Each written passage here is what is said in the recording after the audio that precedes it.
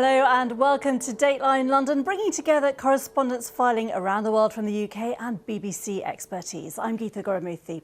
This week, with nations around the world facing tough questions on how to pay for the pandemic, many are talking about a green recovery.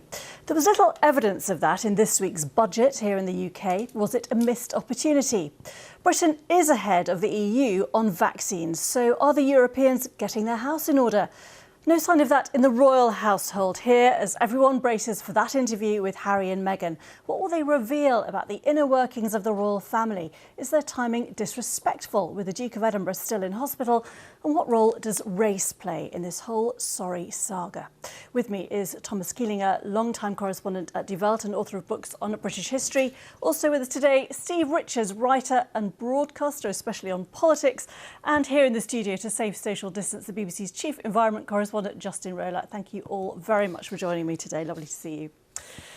Well, we kick off with two reports here in the UK that have been criticising the government on its plan to meet climate change targets. The COP26 summit is due to be held in November in Scotland, but this week's budget didn't bring much in terms of a green recovery, in terms of details at least.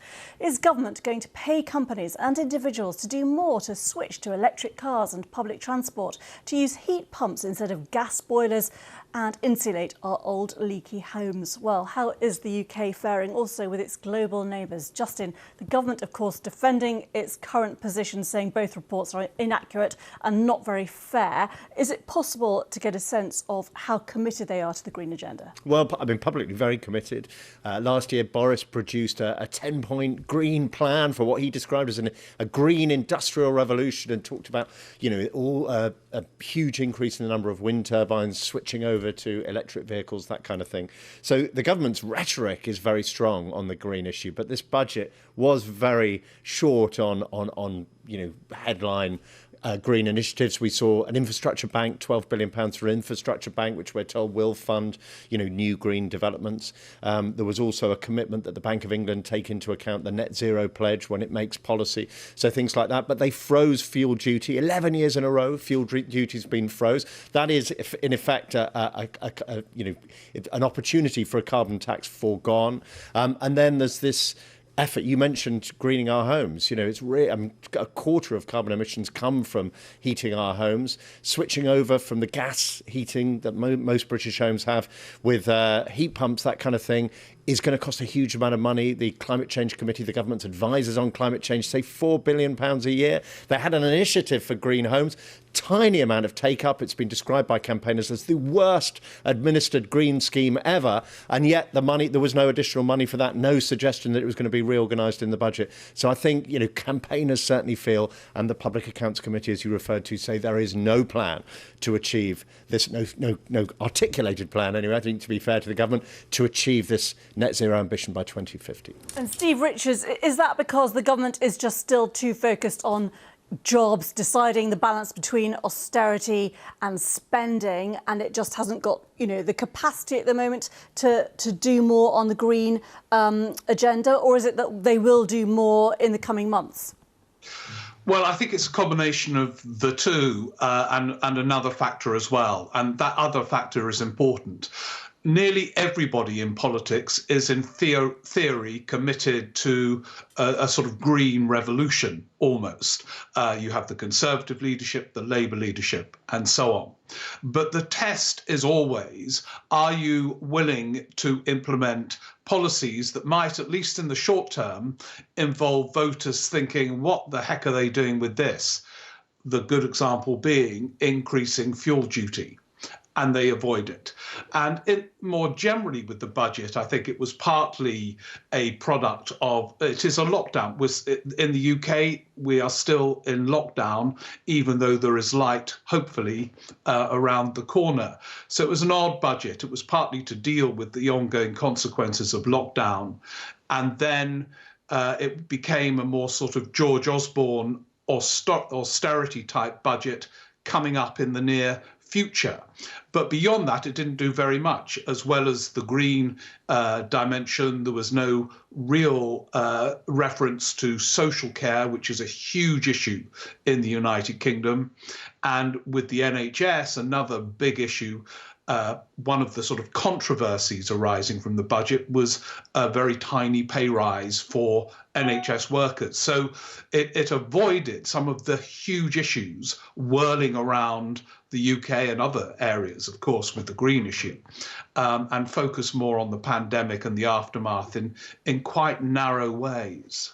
And Thomas, in Germany, of course, green politics has had more of a voice, partly because of the political system there. What was your sense here looking at the budget this week? The Conservatives got a poll bounce after it, but there's been, as Steve mentioned, a criticism over spending on the health front and criticism at the end of this week also on the lack of green policy that came out of the government, not only this week, but in recent weeks. Well, I have a lot of sympathy with what Steve just said. That there is a problem with the government as a whole and the financial situation. We have to do first things first. And as the poll are so sympathetic towards what Sunak has put forward, shows you that people are more interested at the moment in an immediate respite from the problems. That is to say, the furlough has to be extended. Self-employed people have to be given another as it were, injection of money. So there's all sorts of immediate problems staring people in the face. And some of the green issue need to be, and will unfortunately have to be postponed. There is going to be a budget review in September, in the autumn, and I trust something will give. On the other hand, there is a little of a silver lining when it comes to the ecology and green policies. And I'm talking about the Freeport East hydrogen hub, which is being given a green light, which will continue with the decarbonisation project, wind farm, so forth, and going for zero technologies and hydrogen as a future fuel. So that is beginning to come to the fore. Other than that, I agree, this was not the time to go wholeheartedly into the green project. And Justin, I mean, in the last few years in this country, some of the measures on this has come through subsidy effectively towards energy companies, hasn't it? It's come in through our higher bills on the energy front, and that's how we've seen change. Is it the private sector and individuals making choices about whether we go and insulate our houses? Is that actually where change has to come? I mean, it depends which sector you look at. So if you look, for example, at wind turbines, Boris Johnson, the Prime Minister, has made this huge commitment to an increase in wind energy, electricity from wind, and that's because the private sector sees this as an opportunity and is willing to pour finance into it. The same with electric vehicles. So the government made a commitment to phase out petrol and diesel cars by 2030, with some exceptions for hybrids. And you see car companies around the world making commitments to switch over to electric vehicles far faster than anyone thought, because they recognise that technology is changing and they need to get in there quickly to try and seize the market as quickly as possible. So Ford, General Motors, Volkswagen, they're all making these commitments to switch to electric vehicles. So there you see the private sector taking the lead because they see a huge opportunity. Heating homes is a very very difficult issue. Gas central heating is very efficient. These heat pumps, the electric versions, which are what most people regard as the alternative, don't deliver the ready heat that gas does. They're less easy. They're expensive as well, so they're hard to persuade consumers to take on. There is an argument, therefore, that we need some subsidy there. We need to encourage. You need to be incentives there to get consumers to switch over. And we haven't seen the government come up with a plan that works, or indeed enough money to persuade there's 30 million homes in Britain that needs to be switched over, the sort of scale of switchover that we need. So yeah, in some areas there does need to be subsidy, and we're not seeing the Chancellor coming forward and offering that money. And Steve, is that a bit of a surprise in that we know that, for example, Boris Johnson's fiancée, Carrie Symonds, is kind of very interested in the whole green agenda. Zach Goldsmith, also, part of the Conservative Party, very committed to this agenda. Is this something that the government has to deliver on, or are there not very many votes in this? Well, as I said in my earlier answer, theoretically, virtually everyone you meet in politics is interested and committed to this agenda. The issue is how. And in the end, I suspect it does have to be government driven.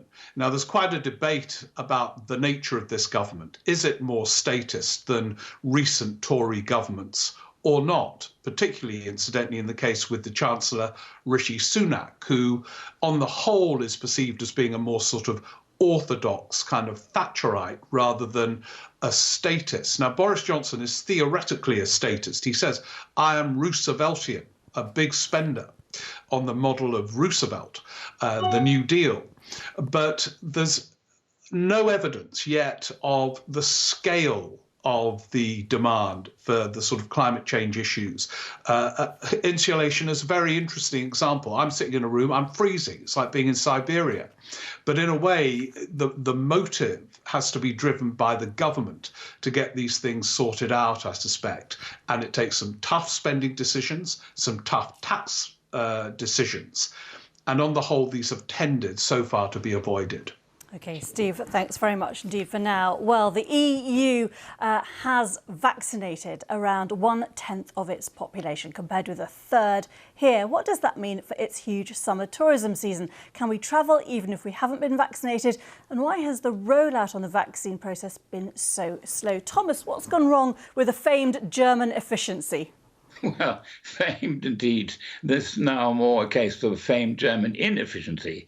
Well, there's a bureaucratic problem to begin with. We're a country of 17 governments, one in Berlin and 16 regional Länder governments, as they're called, and they couldn't quite agree amongst themselves how to distribute the vaccine in the first place. Secondly, there was this unfortunate aspersions cast against AstraZeneca, of which we had quite a good 1.5 doses waiting to be administered, and from Macron in France and other wags in my country, they began to say, well, this is not safe and efficient for the over 65-year-olds. So 85% of our doses of AstraZeneca until early this week lay around unused and probably was destroyed or became useless. Only this week did the government officially declare this particular vaccination safe for over 65-year-olds. By the time when Britain had vaccinated 20 million people, Germans began to give a push for AstraZeneca.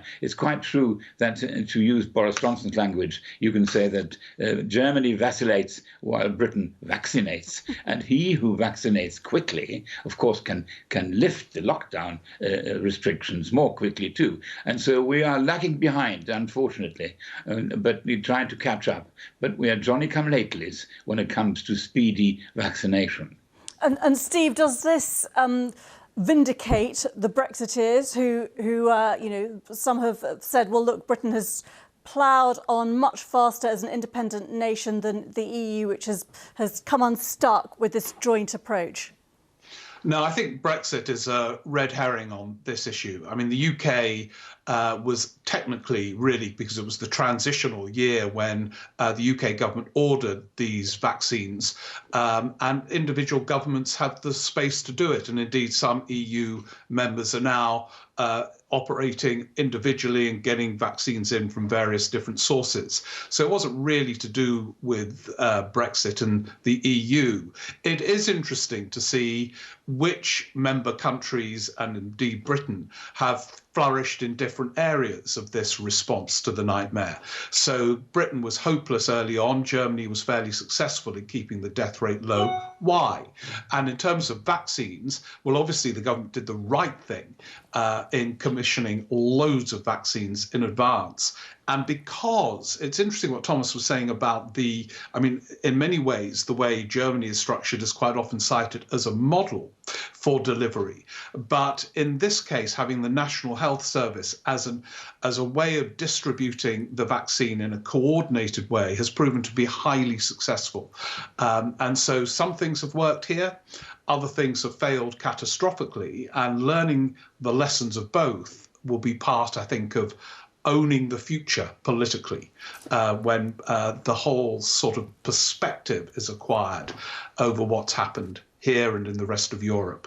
And Justin, of course, you were a South Asia correspondent, I remember, based in India. India has been delivering vaccines to Africa and South Asia in general. But the rate of distribution in many parts of the world is very different, and it's going to cause problems in future, isn't it? It is going to cause problems. I mean, in order to have a successful global response to the pandemic, we need to get people vaccinated as soon as possible. That minimises the chance of these variants developing. So it is really important. And there are all these global institutions that have been set up in order to try and distribute vaccines. I think inevitably, of course, the richer countries, the countries that did these deals with pharmaceutical companies early, are likely to get vaccine first, and they're inevitably going to vaccinate their populations first. But the good news is there is a huge vaccine surplus. If you add up the vaccines around the world, they're much more effective than we expected. We tend to forget that. Early on, people were predicting they wouldn't be anywhere near as good as this. So actually, we're in quite a good position globally. But it is going to take a while to vaccinate the world. Absolutely. We will obviously be following that across our output. But let's move on, because if you're in need of a bit of distraction from all this, the British royal family are doing their bit to entertain you. When the Duke and Duchess of Sussex gave up their royal duties, it was both the culmination of a briefing war and the start of a new one. Buckingham Palace is now investigating accusations of bullying by Meghan, and Harry says his fear of the destructive press intrusion that plagued his mother is now being repeated on his wife, and that's partly what drove him to leave the UK. Where is the right and wrong in this family saga, and what does it tell us about the nature of modern monarchy and racism in the UK? Steve, how worried should the royal family be about any bombshell revelations with this Oprah Winfrey interview? Well, they're evidently worried because elements of the institution have been briefing intensively against the duo who have given the interview. So clearly there is a capacity here for further storms in the way there was during the sort of Diana era, when she started speaking out in quite extraordinary ways. So they're obviously concerned. It's so interesting, the nature of celebrity and fame. I've always been intrigued by the degree to which the royal family themselves attract this fascination, given that we'd hardly know them. They are caricatures, really. And now this couple, who aren't really part of it anymore, are even more famous, curiously. So it is interesting in that sense. Clearly, the British press have it in for the duo, and that my sympathies are wholly with them, the duo. And why do you think the British press have got it in for them? Partly because they've taken on newspapers in ways that I think are wholly legitimate. I know there's an issue, look, they use the newspapers to promote themselves, but that doesn't mean actually that newspapers then have the right to hammer them at every moment. And I think there are echoes there, and he clearly feels it with Diana and what happened to her. And I just don't think the British newspapers should have the right to destroy people or appear to destroy them. So in that sense, I think they have every right to feel aggrieved and to express themselves. I mean, it's up to us whether we watch it and get excited by it. I can promise you, I love celebrity. I'm not excited by it. But I know there will be global hysteria over it, which in itself is quite interesting too. Thomas, are you going to be, sorry to interrupt, Thomas, are you going to be watching it? I will be, and with respect, I'm also slightly dissenting from Steve's presentation, because I think the Duchess in particular, more than Harry, is playing with fire. She has no idea about the cultural differences there are between when you join the royal family and you're an independent California woman. She keeps on about it, how her independence was curtailed while she was in the ambience of the royal family. Well, what did she think she would get? Could she set up an independent news line with herself as the reigning monarchy of news, as it were? Now she keeps on talking about how she was curtailed and infringed upon and so forth. Now she says she is liberated. I think there's a great degree of naivete on her part. She overplays the right, the defiance that she is now putting forward of being able to stand up on herself by forgetting that she should have been more modest as she entered the royal family and played by the rules for a time longer, rather than immediately wanting out and now playing as it were, the almost the adversary of the royal culture. Someone called her the other day the Duchess of Malibu, which is a nice way of putting it. She doesn't really belong in any sense in the traditional context of what the royal family is about and what place she would have to occupy within it. And that's more to the pity, because it continues this unholy row, which the Queen herself must be terribly upset about, because it does a disservice to her own prestige. But I'm saying in the end, the royal couple down there in California will rue the day when they played up their own plight quite so publicly and constantly that some of the public viewing in Britain are feeling, when are we going to be liberated from these two who put their own qualms so much center stage of world publicity? They were a couple who wanted her privacy in California, and they did everything to promote the publicity of their case.